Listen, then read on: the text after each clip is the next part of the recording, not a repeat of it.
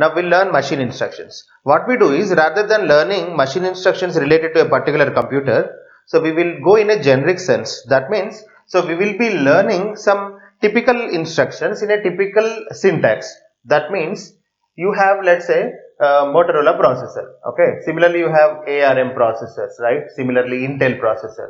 In that way, there are a lot of different architectures possible. So ARM processor is going to have a instruction set. Okay. So similarly, Intel will follow some different instruction set. So now what are we learning then? So rather than learning a machine instruction set for a particular machine or particular architecture, what we do is we try to learn in a abstract way. That means we try to understand them in a I can say generic way. That means we don't follow a particular machine syntax, but we learn all the popular instructions which are generally possible in every instruction set. Okay. So second thing, that's why we are not following a particular machine instruction set syntax. So depends on the machine instruction set, depends on the machine, the syntax vary. Okay. So that we are not going to worry. In the GATE exam, they don't ask a particular question about a machine. So rather than they ask about, generally in a general format they ask. Example, so they say simply something like load something R1 comma something A. They write like this and they explain what is the meaning of it, because you might have not studied the syntax of load R1 comma A. So to avoid the ambiguity, otherwise in some notations load R1 comma A has a different meaning than what you have studied, otherwise what is intended in the question. So what they do is they mention what does it mean, they give the meaning, so that there will be a very clear way of understanding the question, correct? So that is what happens in the exam, don't worry. But we learn in one using some particular syntax. Okay, so this syntax is not related to any of the machines. Okay, now let us begin with C equal to A plus B. Example, let's say you have an equation called C equal to A plus B. It is a high level instruction, correct, which typically we write in C programming. When it is in C programming, how this instruction can be converted to machine instructions, we will see. So first of all, what we are going to do is we are going to write it in assembly level instructions. Okay, assembly level. So what is the difference between machine level and assembly level is, assembly level is readable than machine. So machine instructions are typically like this: 0101, 1001 and 1100. You can't understand the essence, or you can't understand the main concepts using these notations. That's why we are not going to machine instruction level first. We will be writing assembly level instructions. The difference between assembly level instructions and machine level is very simple. Example, let's say when you write an instruction, I will tell you how to write it.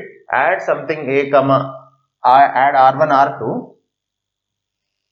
So here we are adding register 1 value, register 2 value. Let's say let me take R3 also.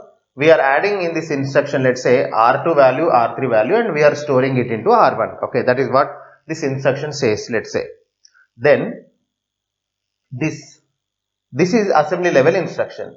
The equivalent machine instruction is very easy. So your assembler can convert your assembly level language instructions into machine instructions. For that, so every instruction will have some code word that will be used. Example, adds code word is 001. Maybe R1's register, right? Its address is something 010.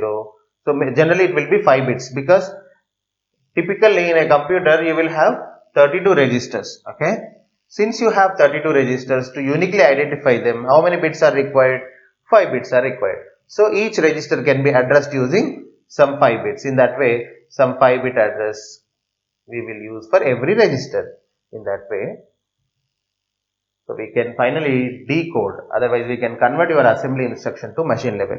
That's quite easy. For add there will be a code, for registers there will be a code, blindly we copy. So such assembler is not a big deal to design. That's why, so we will do that part. I mean, we will not be studying that part. We will be focusing on how to write assembly level instructions first, because that assembly level instructions are very close to machine level. Okay, only decoding is required.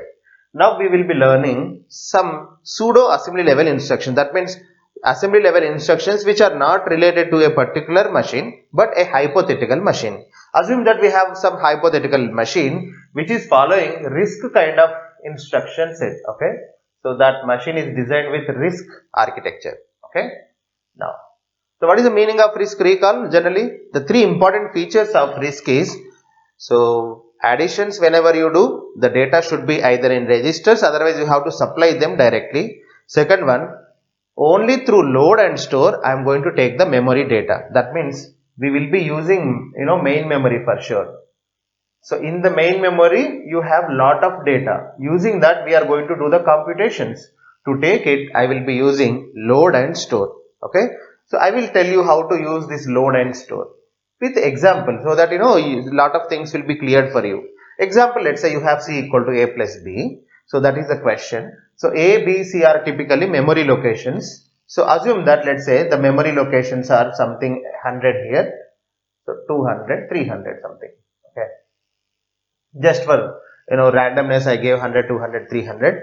Now already your when you write a program, so I will tell you how to allocate memory locations to A, B, C. That is a separate story. First of all, we start with this point where A value is 5, B value is 7, okay, C value is unknown, but A, B, C are the memory locations. Their real addresses are 100, 200, 300. Okay. Now in your program already you defined A, B, C. I will tell you how to define them. Now we will be writing other instructions to add these two and to store the result in here like this. I want 12 here. For that what to do is a question. Okay. Now here don't worry about what?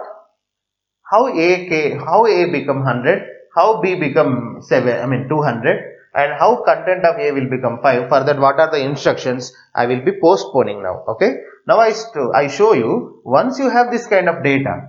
Okay. Now one more thing I would like to make clear. So A is nothing but 100. So in the assembly level probably you can use A, but A means whenever you write A, your assembler is going to convert that to 100. Okay.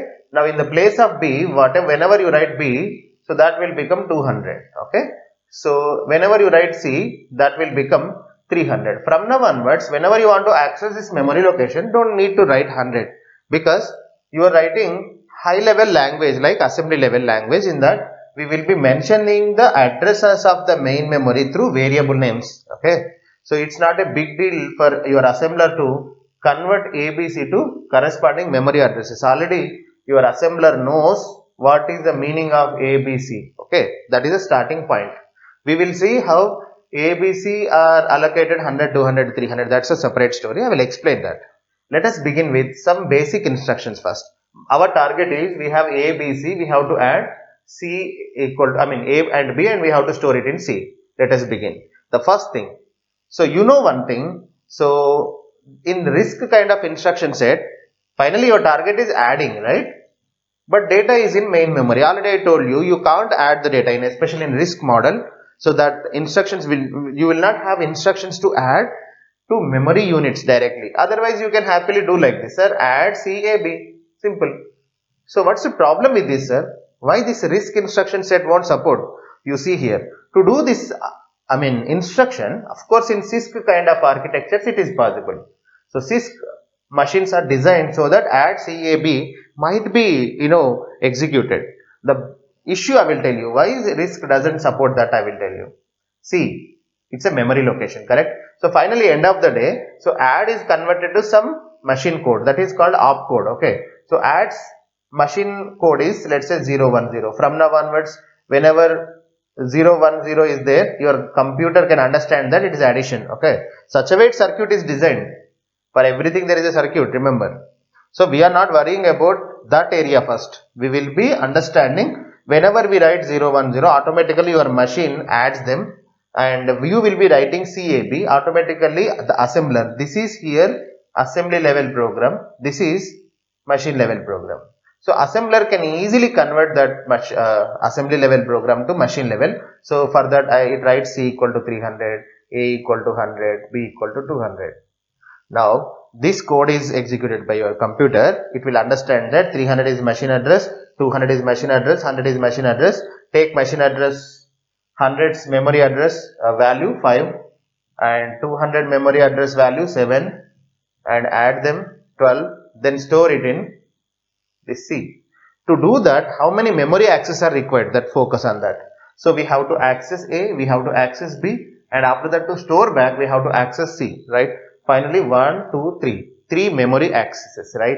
3 memory accesses followed by one addition, right?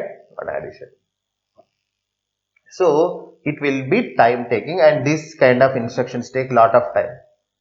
So the problem with this kind of instructions, I will tell you when we discuss pipelining. So whenever you are doing pipelining, this kind of CISC instruction architecture is not so useful. When you have lot of memory cycles, okay, to access each memory data, we need one cycle, right? Memory cycle, that is called. I will tell you all that stuff later. So more number of memory accesses is not good. That's why.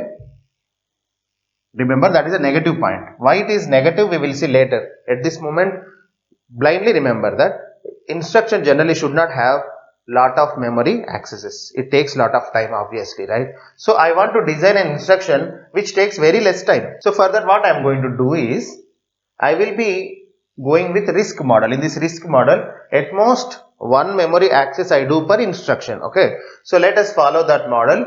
The reasons we will discuss later. So why only one memory access, everything. Let us begin. The first thing, what is your target? You want to add 5 and 7 and you want to store in C, right? First step what you do is, that's why we use load instruction to get the memory data, that means this data, to a temporary register. So from now onwards, I am using R1, R2, R3 register names for all that 32 registers. Okay, R1 to R32, right? So now R1 is one CPU register.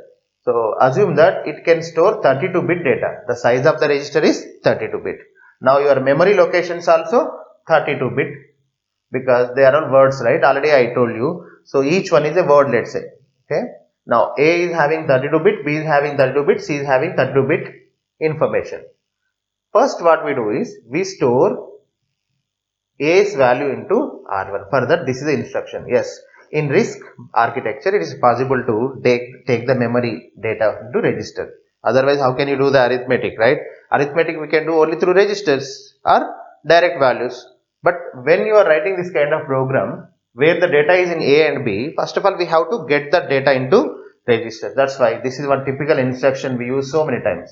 Load R1A. Whenever you execute this instruction, what happens is, the data at memory location A, okay, that will be, and especially to say that this is memory location, from now onwards we write like this.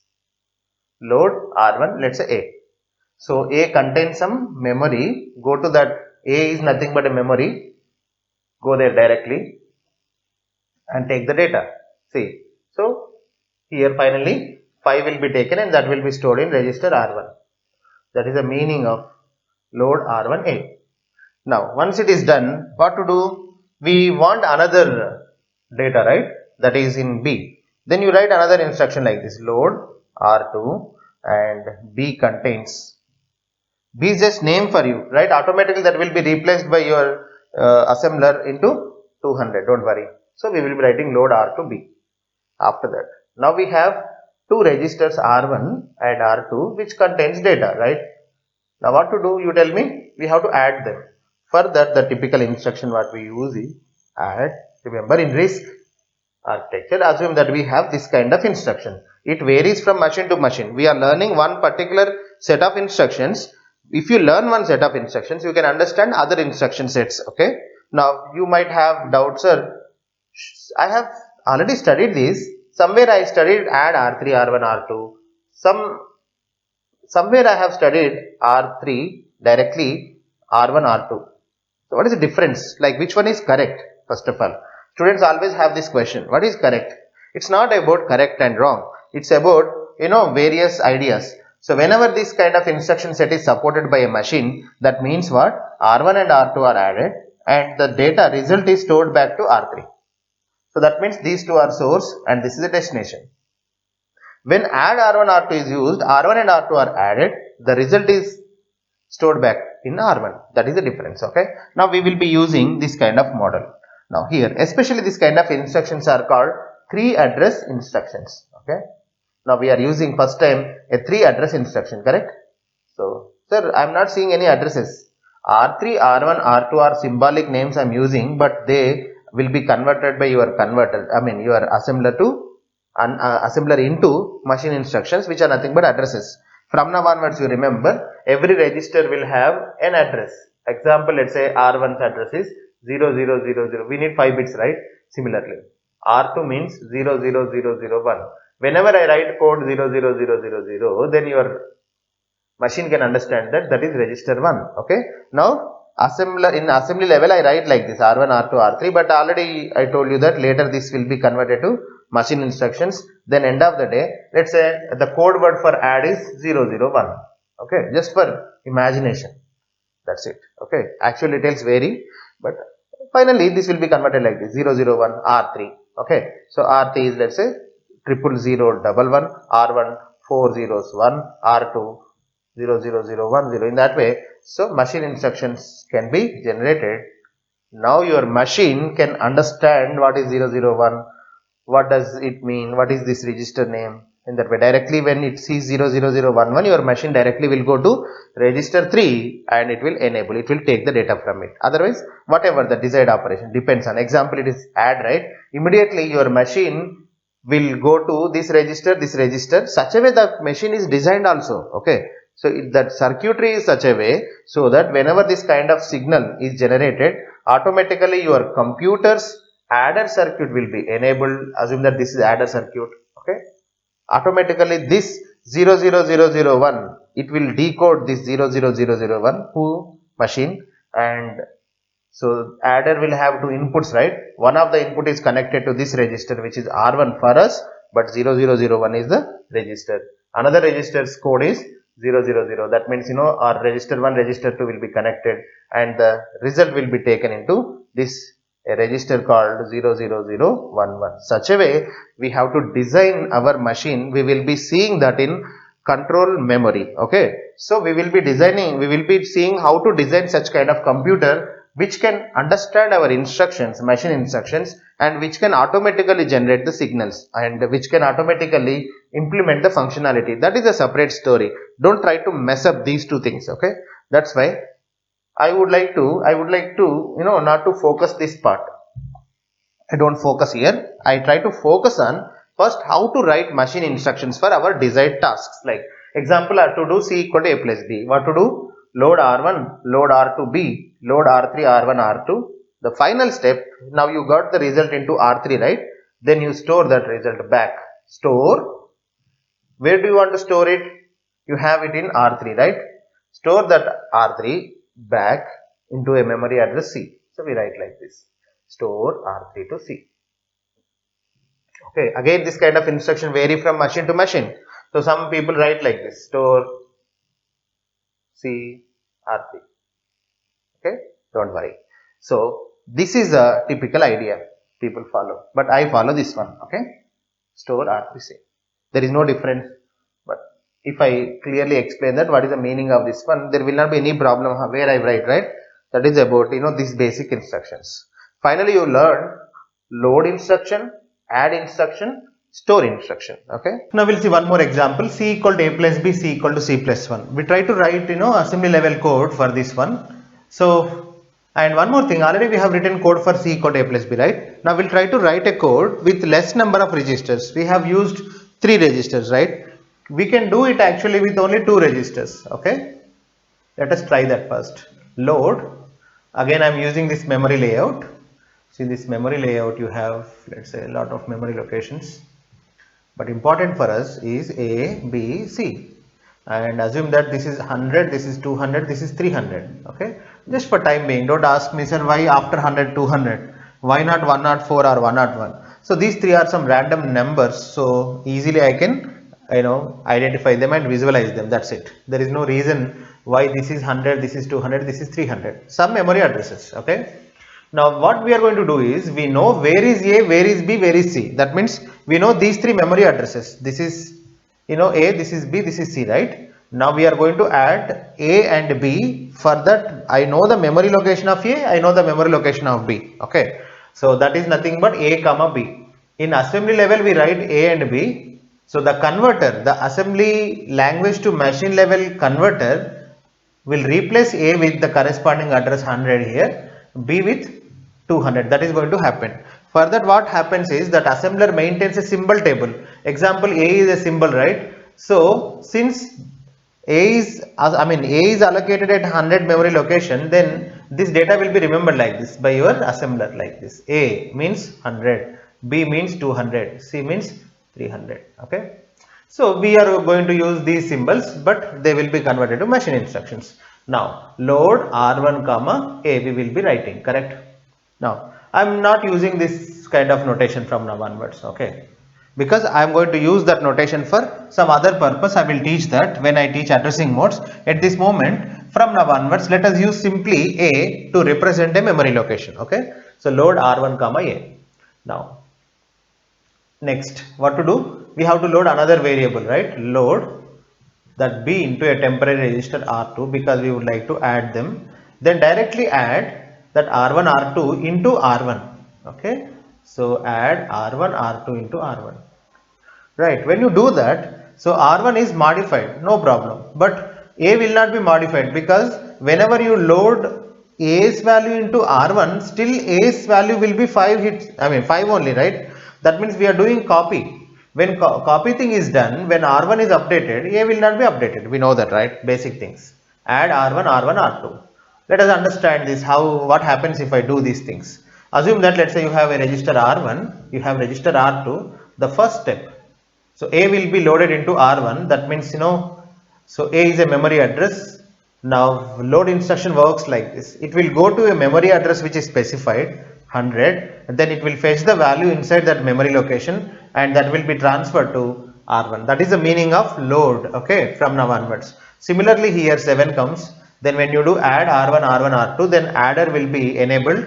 For adder R1 comma R2 will be connected and the result also connected to R1. Such a way that 5 and 7, so that 5 and 7 will be added here, you get 12 into R1. So end of the day, once this addition is done, 12 will be stored here, okay? Now after that what we have to do? We have to do store, right? Store that result which is in R2 back to the memory location C.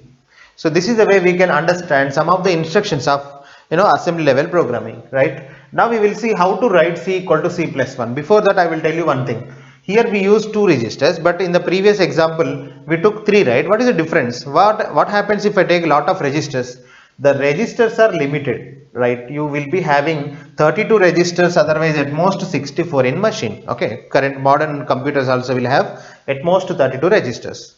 So they are very fast because they are less in number, remember it, okay? You have registers, correct, and you have main memory. Now let us have a small comparison between main memory and registers.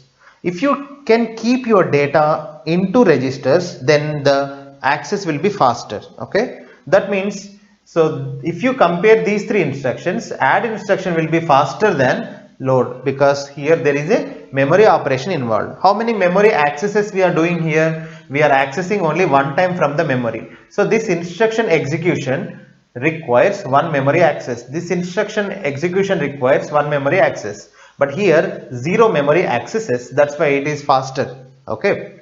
Now second thing, what is the reason why we get that fastness is registers are less in number, so the access of that, after all we have 32, right? Indexing them will be faster.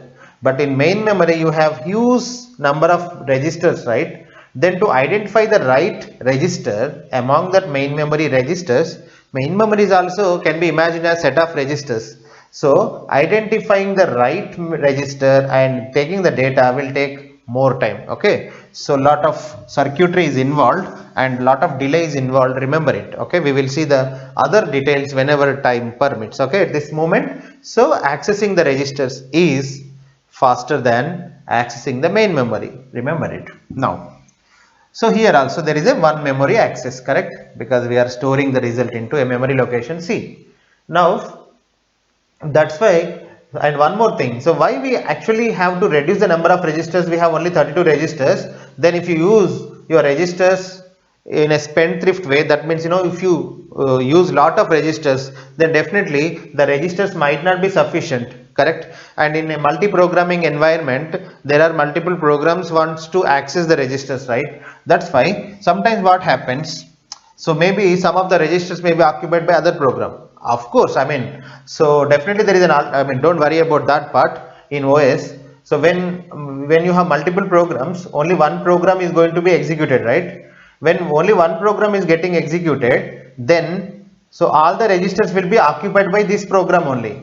If another program comes, then this program will be preempted. You know that when this program gets preempted, all the registers will be deallocated, not a problem. So that is not an issue. But what is the real issue is only for your program. Example, you have a program, very long program, very huge program. It requires lot of memory. Then if you give just for 3-4 instructions all the registers, then after some time you may run out of the registers. That is what I would like to tell you.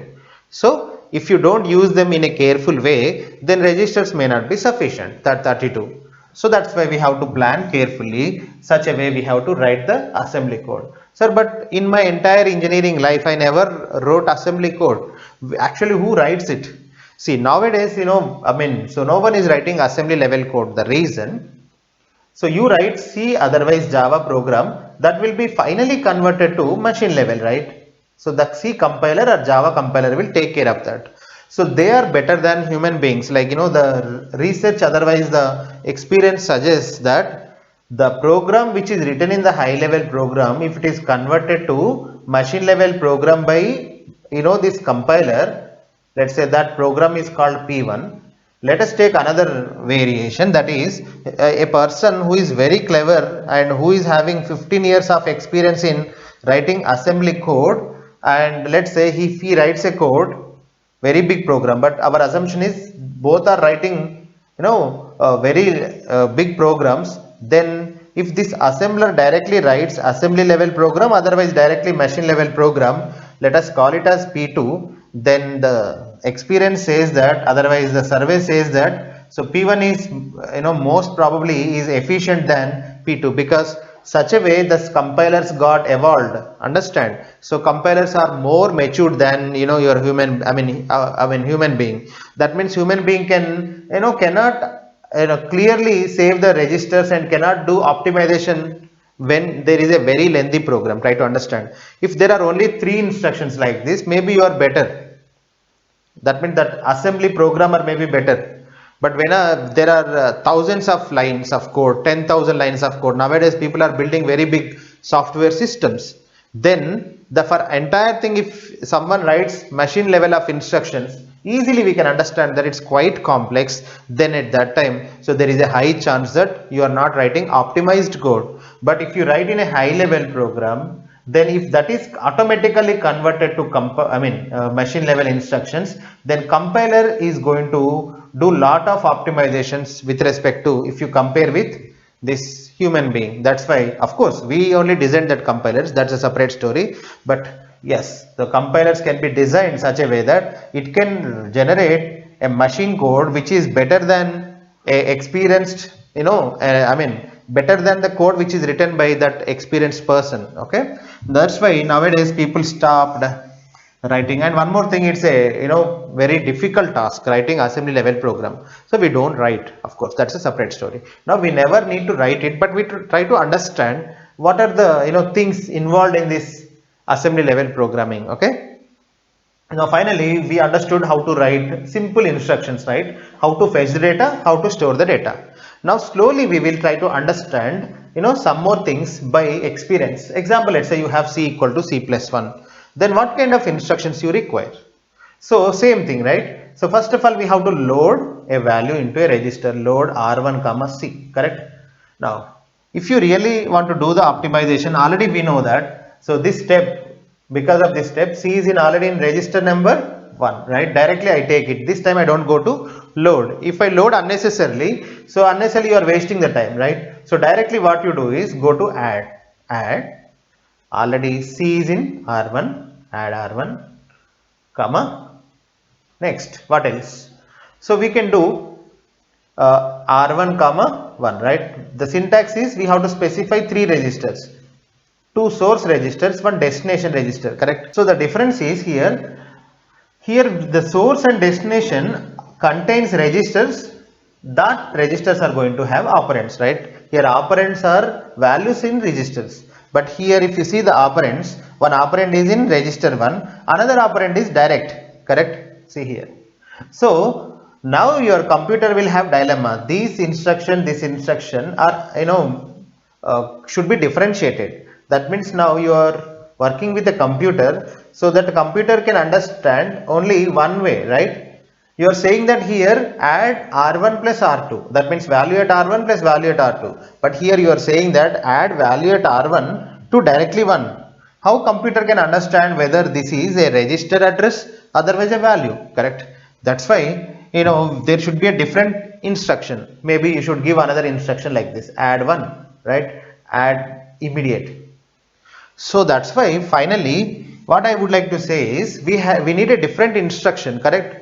Now to provide this kind of variations, addressing modes are proposed. So addressing modes are going to help you to differentiate various operations. Finally, end of the day, so what are you going to do is you are going to perform some operations. For that you need operands, correct? Now addressing modes clearly tell you what is the operand. Example, here you see, here operand is value in the register. Here operand is, you see, what is operand here? Directly 1 itself, right? So to differentiate these, we generally use addressing modes. So addressing mode is going to tell you, so where is the operand? What is the model of operand? Okay. So what is the structure of operand? So all these things are going to be explained by addressing modes. Now we will study such kind of addressing modes. What we do is we use a addressing mode different than this one. That is called hash 1. Whenever I write a special symbol hash, that is a different addressing mode. Let's say that is called immediate addressing mode now. Okay. Now the operation is same, but the processor should think in a different way. So that how to think is specified by immediate addressing mode. That means the name of the addressing mode. Example, if you are somehow if your computer understands that it is immediate addressing mode, what it has to do is it should understand that one of the operand is direct. But which one? That's why to differentiate it, we give a special symbol hash.